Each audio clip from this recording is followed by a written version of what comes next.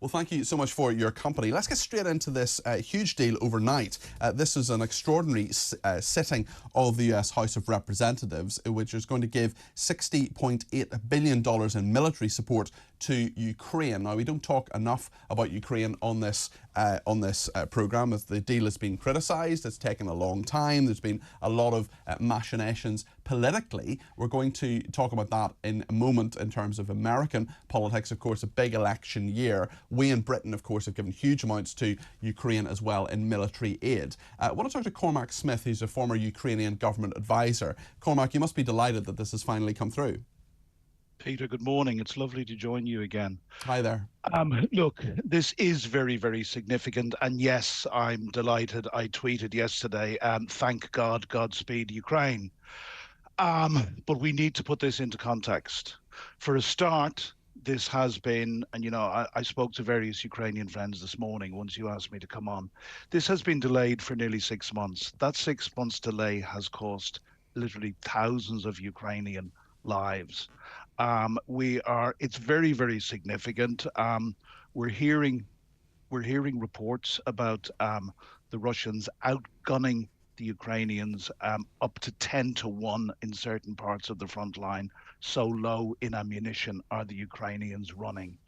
What I would say, yes, it's great news, but a few people today have been quoting the apocryphal quote, maybe attributed to Winston Churchill, that America always does the right thing once all other options have been exhausted.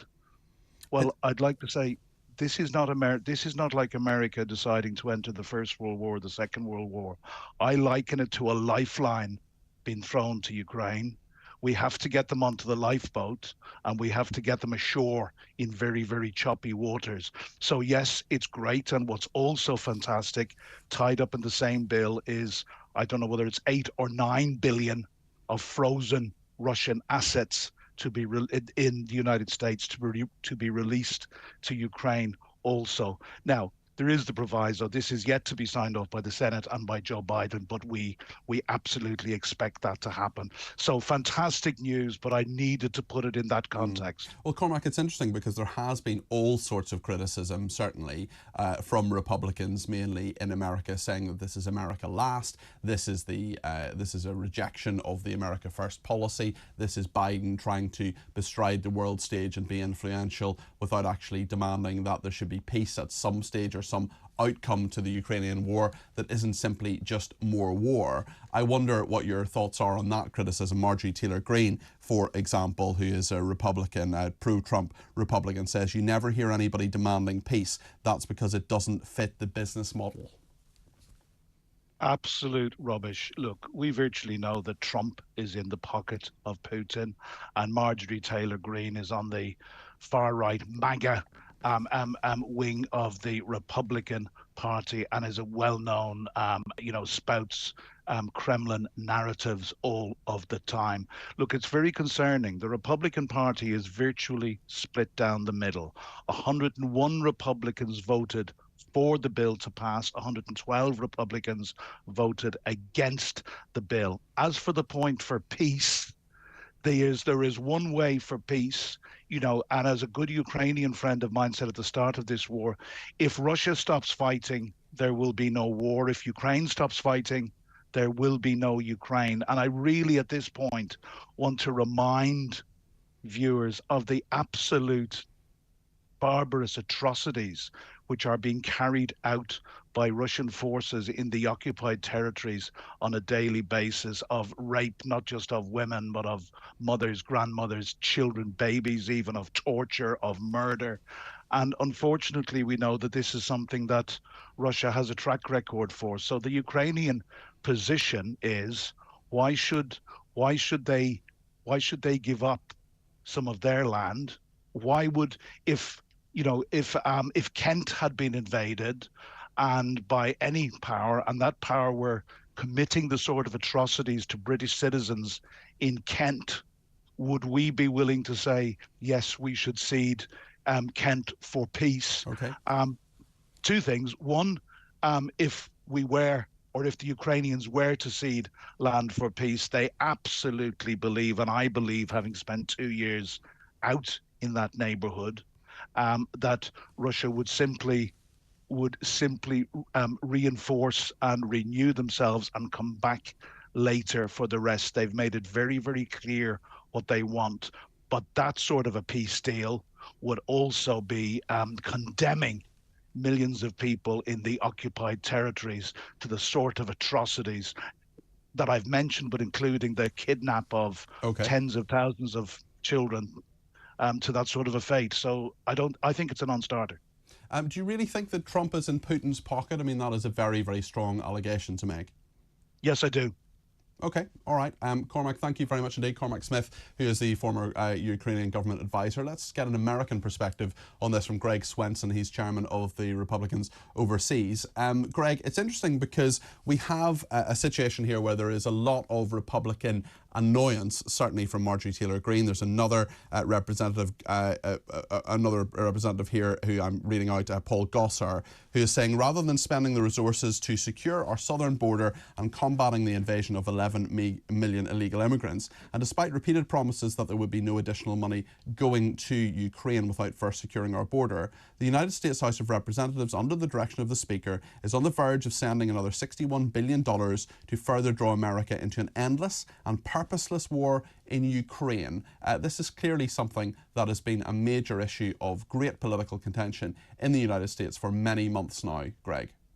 Yeah, look, Peter, I don't disagree with just about everything that Cormac said. I don't agree that Trump is in Putin's pocket. But other than that, and I'm glad you asked him to clarify, and he did quite clearly. But look, there's a fringe element in the Republican Party.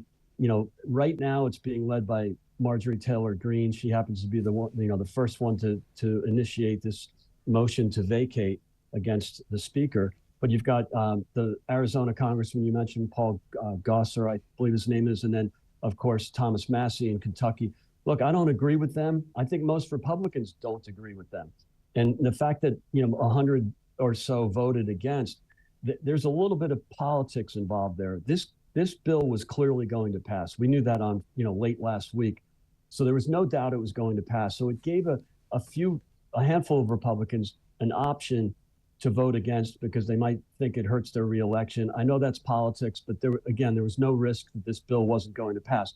But the fringy element, I wouldn't call them the conservative wing because they're not. It's the fringy populist wing.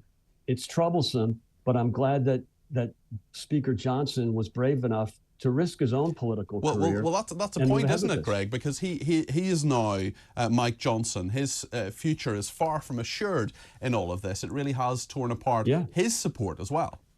Yeah, it has. Now, again, I hope that this doesn't work. I hope that cooler heads prevailed, although I doubt it with MTG and her lot. But remember, I think the Democrats, there might have been a backroom deal. Tom Suozzi, Democrat from New York, old friend of mine, actually, and he has said that the Democrats should help Speaker Johnson by defeating this motion to vacate. And I hope they do. I hope they reach out across the aisle and act like bipartisans because it's important. And so, yeah, there's disagreement, in the party. I disagree even with my great friend Jennifer Ewing on this, and that's okay. That's called politics. That's called democracy. But the right call, and Speaker Johnson was very brave on this. The right call is to help Ukraine.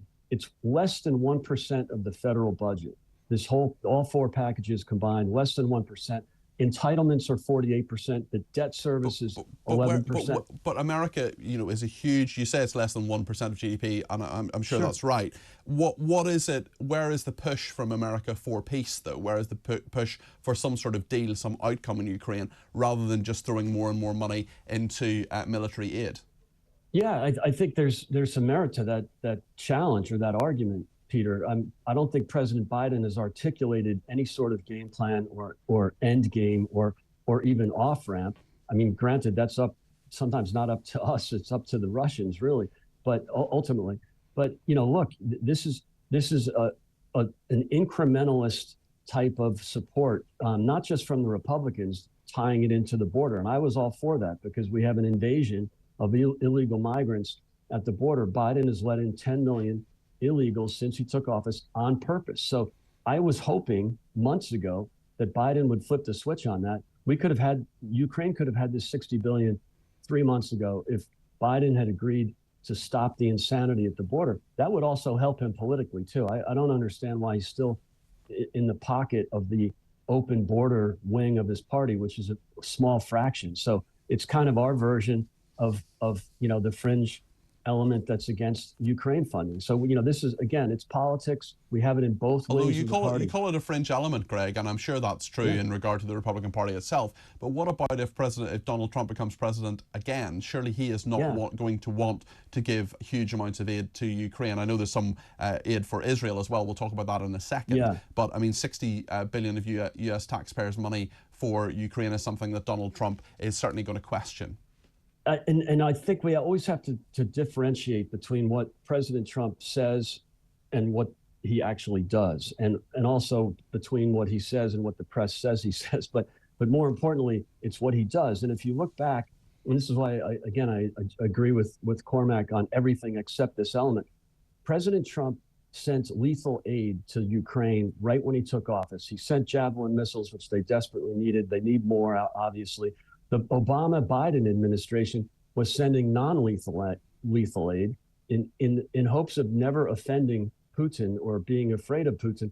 They sent this non-lethal aid, blankets, etc., MREs, to Poland, to a U.S. airbase in Poland, and then it was trucked in commercial trucks, not American flag trucks, to Kyiv back in 2014 and 15. Trump came in office, sent lethal weapons, sent javelins. So look, what he does is sometimes different than what he says. And remember, he's running for office right now. So he's got to, kind of walk that fine line and make sure he satisfies the base. Again, that's just politics. And that is a big point in terms of it being an election year. Greg, thank you. That's Greg Swenson, Chair of Republicans Overseas.